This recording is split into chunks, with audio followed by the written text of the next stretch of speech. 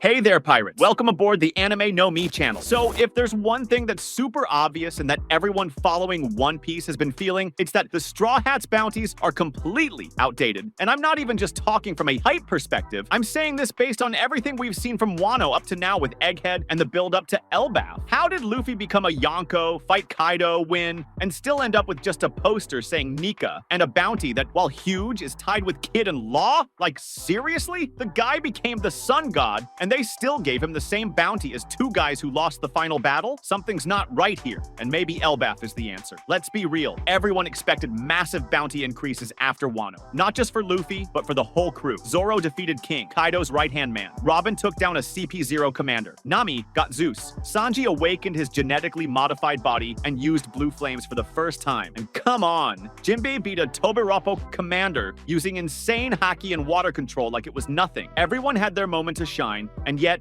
at the end of Wano, the bounty increases we got were, well, kind of underwhelming. It feels like only Luffy, Law, and Kid got recognition because they defeated Yonkos, and the rest of the crew got overlooked. Then Egghead happened, and we thought, now it's time. Luffy was on a direct mission to protect Vegapunk. The Marines were fully involved. Kizaru showed up, Saturn appeared, the Seraphim attacked. Robin discovered more about the poneglyphs. Frankie saw technology from the Void Century. Usopp interacted with insane robots and weapons. And Sanji fought S-Shark with crazy power, probably advancing his genetic control even further. Zoro faced off against S-Hawk, who has Mihawk's DNA. Basically, a sneak peek of his future opponent. In other words, everyone played a key role and went up against total chaos, involving Yonkos, an admiral, a celestial dragon, Void Century scientists, and robots likely tied to the original Joy Boy. And after all that, where are the new bounties? Nothing. No updates, no increases. The whole world saw Luffy and the Straw Hats escaping Egghead with Vegapunk on board. And still, silence. I think the world government is holding it back. They're avoiding giving Luffy the recognition he deserves because the more attention he gets, the more people start seeing his symbol, his flag, his smile, and the more dangerous he becomes. Especially now that he's Nika. The world is seeing a new symbol of hope, and that's way too dangerous. But why would Elbaf be the turning point? First, because Elbaf has been a neutral territory up until now, but not for long. Shanks has already shown up there, the giants are gathering, Brogy and Dory are back in full force, and now that Imu's army has started trying to take control of Elbaf with those nightmare-inducing demon transformations, it's become a global hotspot. Luffy going there means he's going to fight for the people of Elbaf. It means he's stepping right into the middle of a crisis that's being manipulated by far greater forces. And if he's seen fighting for the giants, taking down beings connected to Imu or the world government, then there will be consequences.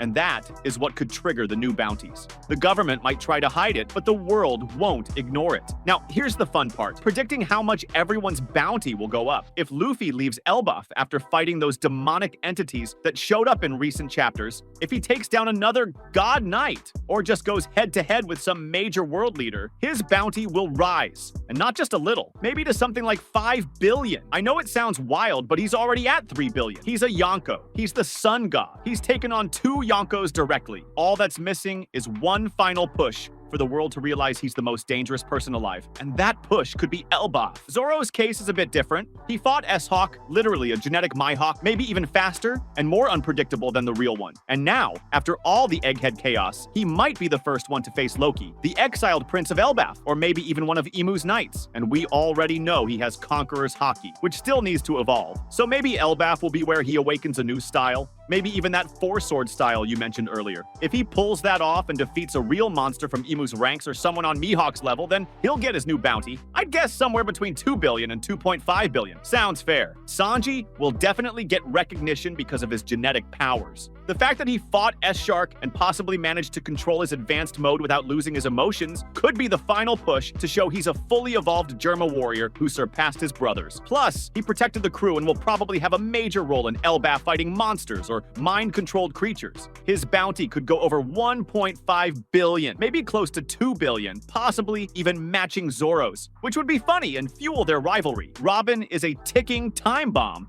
She's decoding the poneglyphs, uncovered more about the Void Century, fought and beat a CP0 agent solo with her giant hands. We know the world government wants her more than anyone, and if they realize she's uncovered something about the ancient weapon Uranus, or found a link between Joy Boy and the giants in Elbaf, she'll become top priority. Her bounty could easily go over 1 billion, I'd say 1.3 to 1.5 billion, because the threat she poses isn't about strength, it's about knowledge. She's the brain of the Void Century. Usopp and Elbaf is basically prophecy. People have always said Elbaf is where he'll shine, where the giants will finally recognize him, where he'll prove that Sogeking wasn't just a joke. Maybe he'll lead a group of giants. Maybe he'll use Vegapunk's gadgets or his dials to beat a real threat. If he does that, then yeah, he'll definitely break past 500 million. I think Usopp deserves around 800 million after Elbaf. Not quite at a billion yet, but really close. Nami, with Zeus, is becoming one of the most versatile fighters in the crew. Her climb attack now has crazy electricity, wind, cloud manipulation, and if she manages to control some new element in Elbaf, or defend the crew from a weather or natural attack caused by Imu's demons, that's when she'll really prove her worth. I think 700 million would be fair for her. Frankie and Brook are also outdated. Frankie piloted the Sunny, protected Vegapunk, fought the Seraphim, and maybe even absorbed knowledge about the Void Century from the machines he saw. He deserves between 700 and 800 million. As for Brook, with his soul being able to manipulate ghosts and maybe even interfere with the dream creatures that are showing up now, he deserves around 600 to 700 million, especially if he faces some monster head-on. Jinbei already has a high bounty, but I think after Elbaf, he could easily surpass 1.3 billion. If he helps protect the giants or fights any of Imu's generals, he'll stand out even more as Luffy's right-hand man, and the world will recognize that. And of course, all of this only makes sense if the whole world sees it.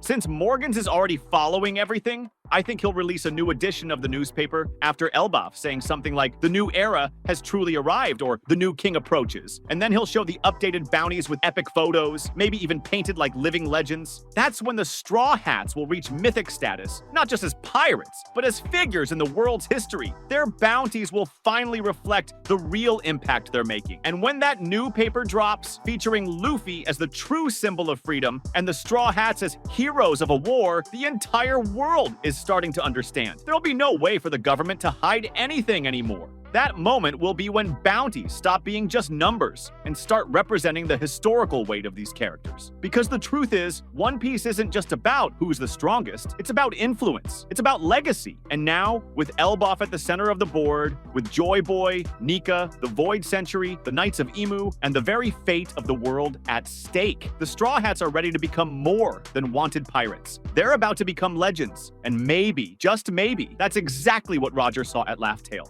A group that would change the world not just with strength, but with purpose. And that group is Luffy's crew. So get ready, because after Elbaf, the world of One Piece will never be the same, and the bounties will just be the start of this new era. That was today's content. We hope you liked it and want to share your opinion on the subject. Don't forget to share the video, give it a thumbs up, and I'll see you in the next video. Take care and stay amazing.